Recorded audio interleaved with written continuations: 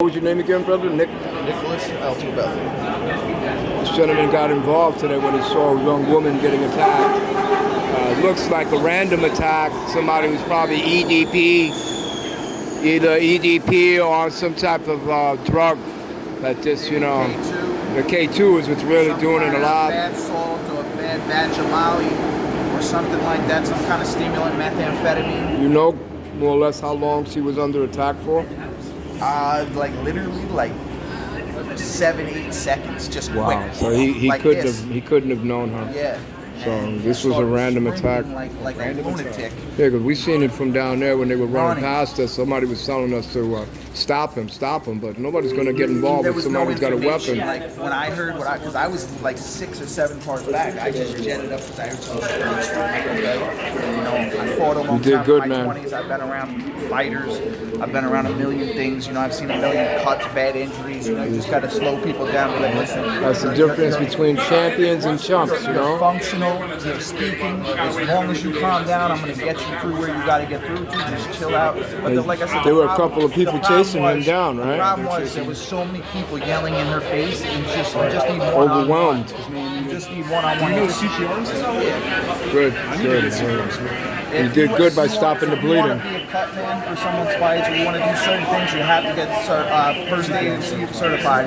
And when I had to take my second job, when I put my ex-wife to school, I worked as an overnight cleaner at Planet Fitness, and because it was a gym, they made me take it there again as well too. But I also coached kids growing up, so I always had to take refreshers. So never let them tell you that New Yorkers don't have heart, because New Yorkers stood up and made sure that this woman was not more hurt than where she was. You know, God is good all the time.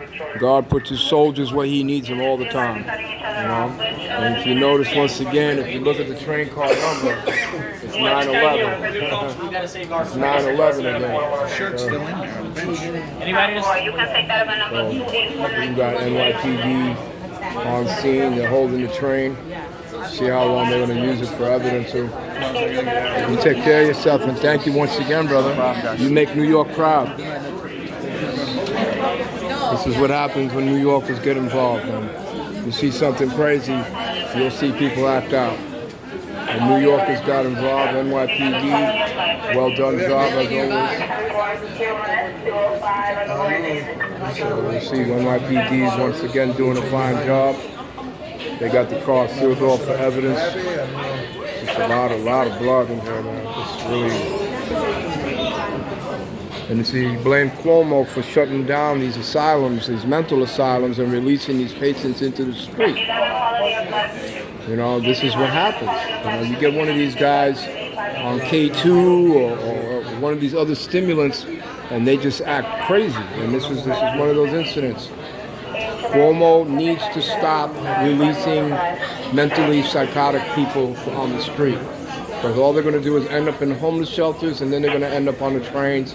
And this is why they need to implement cameras on the cars and panic buttons on the cars, so that way if anything occurs like this again, you can get police on the mark right away.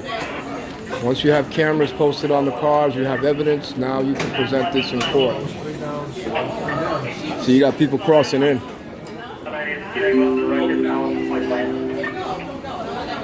So unfortunately, this is the reason why they need to hire more police for the transit system, because it's very, very chaotic down here. You don't know what's going to happen next. We need more coverage. We need more canvassing.